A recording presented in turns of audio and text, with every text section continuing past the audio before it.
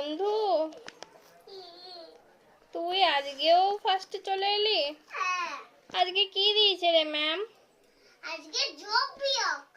যোগ বিয়োগ দিয়েছে? তোর হয়েছে? না রে, আমি তো পারছি না, ম্যাম আমাকে কান ধরে দাঁড় করিয়ে দিয়েছে। দেখ প্রথমে কি হবে বলতো। এই দেখ 1 আছে, কি হবে বল? 1 2 3 3 হবে। ঠিক আছে, দাঁড়া আসছি। হ্যাঁ, তারপরে? ঠিক আছে, একটা কেটে দিলে কটা আছে গুণ তো এখানে। কাটবো না, এটা তো যোগ দিয়েছে, এটা গুনতে হবে। দে বন্ধু, আমি দেখি। এখানে 3 আছে মানে 3টে দাগ, এখানে 2 আছে মানে 2টো দাগ। এগুলো কেন দিয়েছিস বন্ধু? 1 2 3 4 5, 3 + 2 মানে 5। তাহলে আমাকে 5 লিখতে হবে, তাই না বন্ধু? পেরেছি। এবার তুই বল বন্ধু, এটা কি হবে? এটা 4 আছে, 1 2 3 4 টানো টানো টানো। 1 2 3 4 তারপরে কটা আছে? 2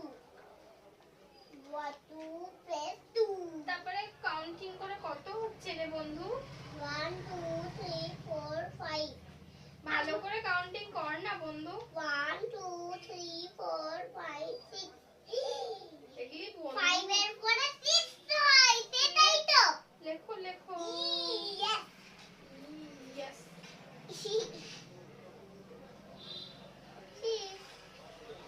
তারপরে এটা মাইনাস দিচ্ছে রে বন্ধু। 5 - 1।